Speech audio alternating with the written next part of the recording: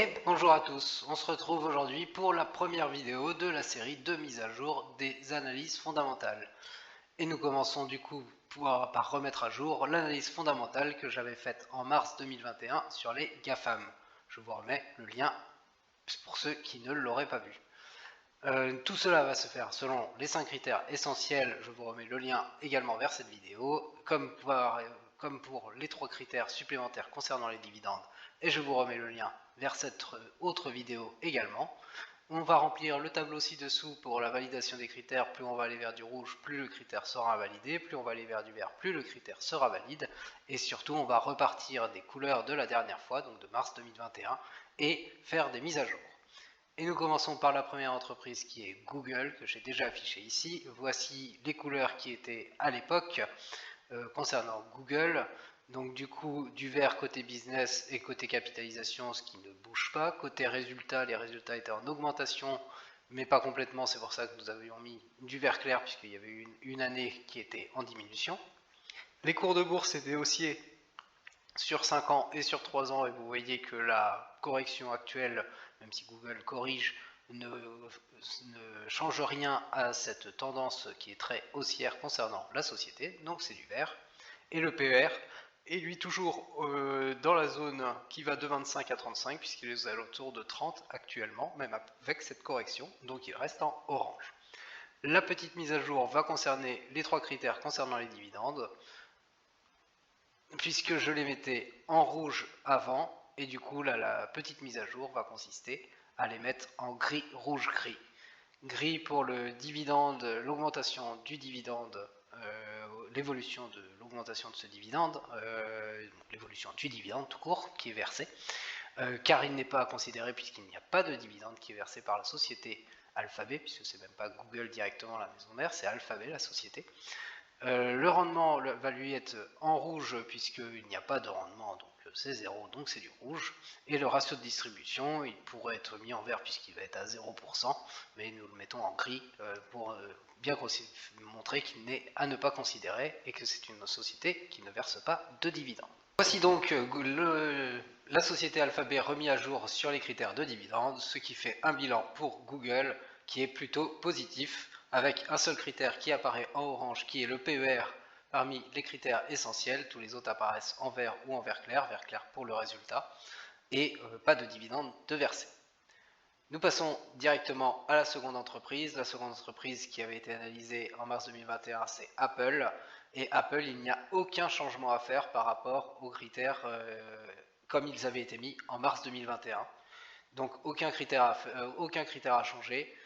Ce qui donne un bilan plutôt positif également pour Apple, avec des critères essentiels uniquement le PER qui est dans la zone orange et qui l'est toujours, même s'il est un petit peu inférieur à celui de Google actuellement. Côté des autres critères, c'est du vert, avec le résultat qui est en vert clair. Il pourrait être mis en jaune à la limite, puisqu'il y a une petite diminution sur 3 ans avec la pandémie qui est un tout petit peu inférieure à 2018, mais avec les estimations qui sont largement à la hausse pour 2021, je préfère rester sur du vert clair, puisque ça va très vite redevenir dans cette zone-là, voire en vert foncé.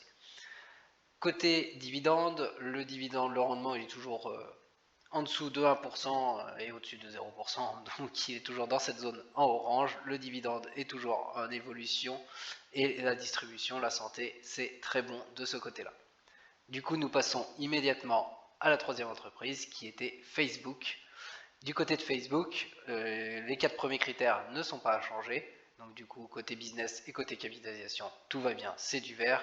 Côté résultat, c'est un peu mieux qu'Apple, c'est plutôt dans le genre de Google, donc c'est-à-dire à des résultats en croissance globalement, mais avec quelques années où c'est baissier par rapport à l'année précédente, d'où le vert clair. Un cours de bourse qui est complètement haussier, même s'il y a une correction, même avec la correction dernièrement, sur les 5 dernières années et les 3 dernières années, c'est largement supérieur à 5% par an, donc c'est du vert. Et du coup, nous allons voir le critère sur le PER qui était en orange et qui est à changer, et les critères sur les dividendes où c'est la même chose que sur Google. Le PER du coup concernant Facebook, eh bien, vous voyez qu'il vient de passer en dessous de 25, il est à 24,63, donc il se retrouve maintenant dans la zone de 17 à 25 que nous mettons en jaune, et donc nous allons l'améliorer pour le passer du orange au jaune côté PER. Tout cela s'explique par la chute que nous voyons là sur le graphique, la chute récente actuelle, et aussi qui peut s'expliquer par les bénéfices qui ont été faits, puisqu'il y a eu depuis le temps des résultats qui ont été donnés, puisque moi c'était en mars, il n'y avait pas encore les résultats de juin qui avaient été donnés, et donc qui ont été meilleurs de plus de 100% par rapport, de 100,73% par rapport aux résultats de l'année dernière, et donc tout ça fait améliorer le PER. Du coup, le PER passe en jaune. Côté dividende, exactement la même chose que Google, c'est juste qu'à l'époque, je l'ai marqué en rouge, mais il n'y a toujours pas de dividende, donc je vais les marquer en gris, rouge, gris, pour respecter les critères d'une entreprise qui ne verse pas de dividende. Voici les critères de Facebook modifiés, et donc le bilan pour Facebook, il est positif, puisqu'il n'y a aucun critère qui est autre que du vert et du jaune. Du coup, les quatre premiers critères, nous l'avons vu, le PER passe en jaune, et côté dividende, il n'y a aucun dividende de versé, bilan positif. La quatrième entreprise, c'est Amazon. Amazon, les 5 critères essentiels ne sont pas du tout à modifier. Donc les 4 premiers critères étaient complètement verts, le résultat, le cours de bourse, la capitalisation et le business. Le PER, lui, est très élevé, même avec la petite correction actuelle, il reste très élevé, il est à 57 actuellement. Donc ça reste un PER complètement rouge.